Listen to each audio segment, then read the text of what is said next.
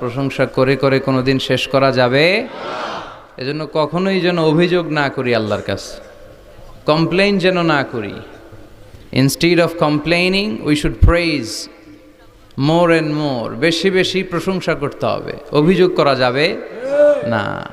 অনেকের অনেক দুঃখ, অভিযোগ, জাল্লা আমারে এটা দিল না, ওইটা দিল না, আমার পাশে সে বড় হয়ে গেল, ও চাকরি পেয়ে গেল, ও ব্যবসায় উন্নতি করলো, ও ভিসা পাইলো, আমি পাইলাম না। আফসোস, ও আফসোস করতে করতে মরবে, ঠিক কি না? আর প্রশংসা যে করবে তাকে নেয়ামতের বাড়ি ধারা আরো বাড়িয়ে দিবে কে? এজন্য আফসোস করব না প্রশংসা করব, অভিযোগ করব না শুকরিয়া করব। আল্লাহ অনেক দিয়েছে, ঠিক কি না? আপনারা শেখ সাদি রাহিমাহুল্লাহর নাম শুনে থাকবেন। বালাগাল উলা বিকামালিহি কাশাফাদ দুজা বিজামালিহি, এই কবিতা লিখে উনি বিখ্যাত হয়েছিলেন। উনি পার্সিয়ান পয়েট, ইরানি একজন কবি। তো ওনার একবার আর্থিক সমস্যা যাচ্ছিল, দৈন্যতা যাচ্ছিল, টাকা পয়সা ছিল না, ফলে ওনার পায়ে দেওয়ার মতো জুতা ছিল না। তো খুব আফসোস করতেছে, হায়রে আমি এত বড় কবি, আমার পায়ে দেওয়ার মতো জুতা নাই। আফসোস করে ঘর থেকে বের হলেন, দেখলেন এক ভিক্ষুক ভিক্ষা করছে, ওর পাই নাই। কি নাই?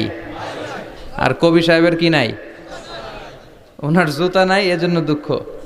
বের হয়ে দেখে সাইল ভিক্ষুক, ওর পা নাই। এবার উনি সেজদায় পরে আল্লাহর ডেকে বলে, আল্লাহ শুকর আলহামদুলিল্লাহ, অনেক ভালো আছি। শুকর আলহামদুলিল্লাহ, বেশ ভালো আছি, অনেক সুখে আছি। এজন্য সুখ হচ্ছে আলহামদুলিল্লাহর ভিতরে। সুখ আছে কিসের ভিতরে? যে কোনো পরিস্থিতিতে আমরা থাকি না কেন, বিপদে আপদে, সকালে বিকালে, শীতকালে গ্রীষ্মকালে, আমরা কি পড়ব? আলহামদুলিল্লাহ পড়ব। এর কারণ চাহিদার কোনো শেষ নাই। যার আছে যত বেশি, সে চায় তত বেশি। দেখবেন যার সাইকেল আছে ও হুন্ডা চায়, চায় না?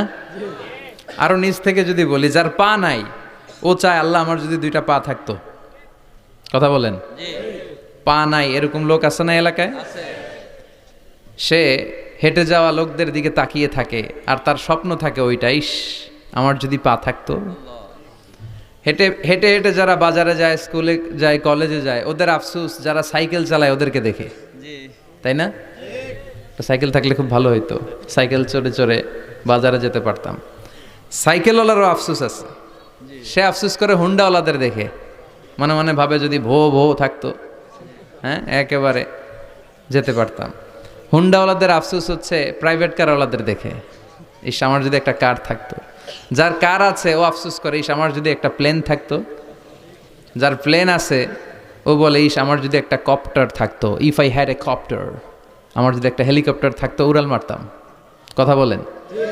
তাহলে এই চাহিদার, ডিমান্ডের, হিউম্যান ডিমান্ডসের কোনো শেষ আছে? যে এলাকার ছোট্ট মেম্বার, ওই মেম্বার ভাই চায় কি করে চেয়ারম্যান হওয়া যায়। কথা বলেন। যিনি চেয়ারম্যান হয়ে গেলেন, উনি এবার ভাবে কি করে MP, member of the parliament হওয়া যায়, তাই না? আচ্ছা, এমপি যিনি হয়ে গেলেন, উনি আরেকটু উপরে যেতে চায়, ভাবে যদি একটু একটু যদি যাইতে পারি, একটা মন্ত্রণালয় যদি পাইতাম, হ্যাঁ মিনিস্ট্রি যদি একটা পেতাম, কতই না ভালো হতো। তো মন্ত্রী যিনি হইল, উনি ওনার অনেক শখ, ইস আর একটা জায়গা বাকি, হ্যাঁ কি নাম ওইটার? PM, prime minister. কিন্তু এই দেশে অসম্ভব। কথা বলেন, এই দেশে প্রাইম মিনিস্টার হওয়া যাবে?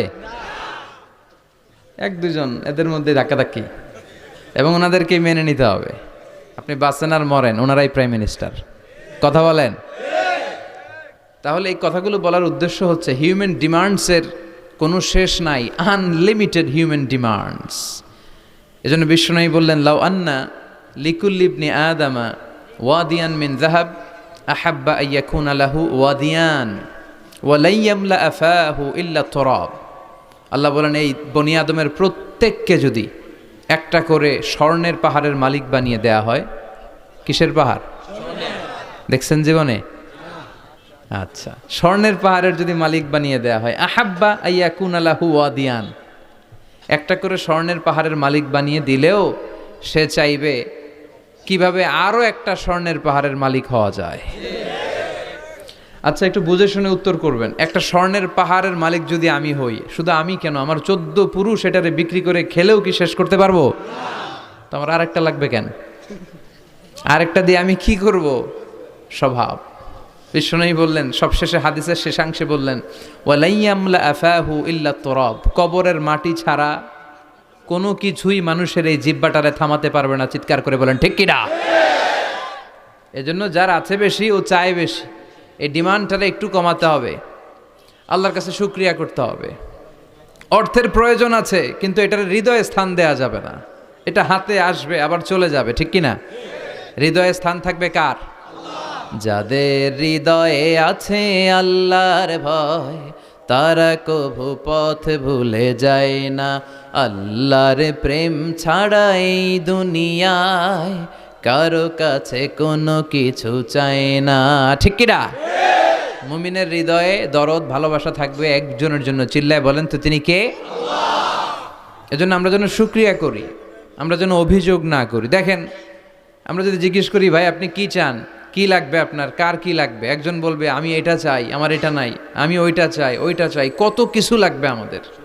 কিন্তু ঠিক এই মুহূর্তে যেই লোকটা হসপিটালের বেডে শুয়ে আছে, ক্যান্সারে আক্রান্ত, ক্যান্সার যার নেই কোনো অ্যান্সার, ওরে যদি জিজ্ঞেস করেন, ও বলবে আমার কিচ্ছু লাগবে না, আমি শুধু বাঁচতে চাই। ও কি চায়? আর আমরা অনেক কিছু চাই। এজন্য আমরা শুকরিয়া করব বেশি বেশি। শুকরিয়া করলে বাড়িয়ে দেয় কে? বিশ্বনবী দোয়া করতেন, আল্লাহুম্মা জাআলনি সাবুরা ওয়া জাআলনি শাকুরা ওয়া জাআলনি ফি আইনি সগীরা ওয়া ফি আয়ুনিন নাসি কাবীরা। আল্লাহ আপনি আমারে ধৈর্যশীল বানান, আপনি আমারে শুকরগুজার বান্দা বানান। আল্লাহ আমার চোখে আপনি আমারে ছোট বানান, গোটা বিশ্বের মানুষের চোখে আপনি আমারে বড় বানান। সবাই পড়ি আমিন। এজন্য সবসময় প্রশংসা করব কার? কম কম না বেশি বেশি? সবসময় শুকরিয়া করতে রাজি আছি তো? আল্লাহ সব সময় যেন আমরা তোমার শুকরিয়া করতে পারি, তুমি তৌফিক দাও।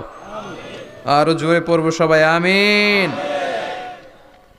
আড়াইবাড়ি দরবার শরীফের পীরে কামেল আল্লামা মোহাম্মদ গোলাম হাক্কানি রাহিমাহুল্লাহ, আল্লাহ ওনার কবরটাকে তুমি নূর দিয়ে পরিপূর্ণ করো। আল্লামা মোহাম্মদ গোলাম হাক্কানি রাহিমাহুল্লাহ কমপ্লেক্সের শুভ উদ্বোধন ও তাফসিরুল কোরআনের প্রোগ্রাম। স্থান হচ্ছে মেটংঘর ভুইয়াবাড়ি প্রাঙ্গণ, থানা হচ্ছে বাঙ্গোরা বাজার, উপজেলা মুরাদনগর, জেলা কুমিল্লা। আপনারা শুনেছেন যে আমার দাদার বাড়ি এখানে মুরাদনগরে পরমতলাতে। আলহামদুলিল্লাহ, জীবনে এসেছিলাম কয়েকবার, খুব বেশি আসা হয় না। আমার জন্ম হয়েছে আবার ঢাকায়, ঢাকার ডেমরা থানায়। আমার জন্মের অনেক আগ থেকেই আব্বা আম্মা ওইখানে থাকে, ফলে আমি হয়ে গেছি ঢাকাইয়া। ঢাকাইয়াও হয়েছি, আবার কুমিল্লারও রয়ে গেছি, মানে কুমিল্লাতে আবার বিয়ে করছি। এই যে আমার নানা শ্বশুর, পিসা বছর হচ্ছেন আমার নানা শ্বশুর। তো এই জন্য অনেকেই আমার পরিচয় নিয়ে খুব কনফিউশনে পড়ে, আসলে আমি কি কুমিল্লার না ঢাকার। আমি বলি দুইটারই, কুমিল্লাও আমার বাড়ি, ঢাকাও আমার বাড়ি। ঢাকা আমার জন্মস্থান, আর কুমিল্লা আমার দাদার বাড়ি। আজকের এই প্রোগ্রামের সভাপতি হচ্ছেন আল্লামা মোহাম্মদ গোলাম সরোয়ার সাঈদী, পীর সাহেব, আড়াইবাড়ি দরবার শরীফ ও অধ্যক্ষ আড়াইবাড়ি ইসলামিয়া সাঈদিয়া কামিল মাদ্রাসা। আমার মাথার তাজ, মুহতারামি ওয়া মুকাররামি, আমার প্রিয় নানা ভাই চমৎকার কথা বলছিলেন, খুব গুছিয়ে কথা বলেন, অল্প কথা বলেন, বেশি বলেন না, কিন্তু যেখানে বলা দরকার ওইটাই বলেন, যা বলা দরকার তাই বলেন, ঠিক কিনা? পীর হতে হলে এমন পীর হওয়া দরকার। অনেক পীরের নাম আমরা জানি, কাউকে ছোট করে কটাক্ষ করে বলছি না। আপনি আমার নানা ভাইয়ের কথা শুনলে দেখবেন যে গতানুগতিক যে পিরালি, এই পিরালি উনি করে না। কোরআন সুন্নাহকে আধুনিকভাবে মানুষের কাছে পৌঁছে দিতে চায়, জোর করে কাউরে মুরিদ বানাতে চায় না। ওনার কাছে মুরিদ হতে আসলেও উনি বানাইতে চায় না, আগে অন টেস্ট করে, পরীক্ষায় রাখে যে আপনি এই বাজে অভ্যাসগুলো ছাড়তে পারবেন কিনা, এগুলো করতে পারবেন কিনা। এবং নানা ভাই মনে করে ওনার হাতে হাত রেখে কেউ বায়াত হওয়া মানে ওনার রেসপন্সিবিলিটি অনেক বেড়ে গেল। উনি এই রেসপন্সিবিলিটি থেকে মুক্তি চায়, উনি বানাতে চায় না। তো এইরকম পীর থাকার দরকার আছে না নাই? যিনি আল্লাহর ভয়ে সব সময় তটস্থ থাকে। আল্লাহ তুমি আমার নানা ভাইকে ইসলামের জন্য কবুল করো, কোরআনের জন্য কবুল করো, নেক হায়াত দারাজ করো। কোরআন সুন্নাহর কথাগুলো তিনি যেমনভাবে প্রকাশ করে যাচ্ছেন, আমরণ যেন আপসহীনভাবে কোরআন সুন্নাহর কথা প্রকাশ করতে পারে। আল্লাহ তুমি তৌফিক দাও। আল্লাহর কাছে কামনা করছি যে অল্প কিছু সময় আমরা কথা শুনবো, সরাসরি কোরআন থেকে শুনবো, পড়ি ইনশাআল্লাহ। কোরআন থেকে কথা শোনার সবচেয়ে বড় একটা ফজিলত হচ্ছে এই কথার মধ্যে কোনো গোজামিল নাই, কোনো ভুল নাই, কোনো সন্দেহ নাই। চিল্লায় বলেন ঠিক কিনা? এবং কেউ কি এই কোরআনের ব্যাপারে কোনো সন্দেহ, কোনো ভুল, কোনো ইনকনসিস্টেন্সি প্রমাণ দিতে পেরেছে? পারে নাই, পারবেও না। This is the book whereof there is no doubt, no suspicion in it, and a guidance to those who are muttaqin. Allah বললেন যালিকাল কিতাব লা রাইবা ফি হুদাল লিল মুত্তাকিন। এটা এমন বই যে বইয়ে কোনো ভুল নাই, কোনো সন্দেহ নাই, এবং মুত্তাকিনদের জন্য হেদায়েতের গাইড বুক করে এই বইটারে পাঠালো কে? আল্লাহ। এজন্য এই বইটা আমরা বুক সেলফের একেবারে উপরের তাকে রাখবো, যাতে ধুলা বালি আর মাকড়সার বাসা এটা ময়লা হয়ে থাকে। হ্যাঁ, কোথায় রাখবেন? একেবারে হাতের কাছে রাখবো, হাতের কাছে রাখবো। পৃথিবীর সবচাইতে নন্দিত এই কিতাবটা আজকে সবচাইতে বেশি নিগৃহীত, উপেক্ষিত। বুক সেলফে রাখে, তাও একেবারে উপরের তাকে, কারণ বছরে 1-2 বার কামে লাগে। কেউ মরলে, কথা বলেন, মারা গেছে, এখন সামনে বসে বসে কোরআন তেলাওয়াত করতে হবে। কোরআন এসেছে জীবিত মানুষদের জন্য। কোরআন নিজেও জীবিত কিতাব, আলোকিত করেও জীবিতদেরকে। চিল্লায় বলেন ঠিক কিনা? কিতাবুন হাই, জীবিত কিতাব, ওয়াকিং এনসাইক্লোপিডিয়া, চলমান বিশ্বকোষ। যাই জিজ্ঞেস করবেন তথ্যের সম্ভার, তথ্য উপাত্ত আর ইনফরমেশন এই কোরআনের ভেতরে আছে না নাই? মানব সমস্যার সব সমাধান আছে। এজন্য এই বইটাকে বলা হয় দ্য প্রবলেম সলভিং মেথোডোলজি। এই কোরআন আপনার সব প্রবলেমকে সলভ করে দেয়। It's not a problem creating methodology. এটা জীবনের কোথাও সমস্যা বাধায় না। কোরআন কোথাও সমস্যা লাগায়?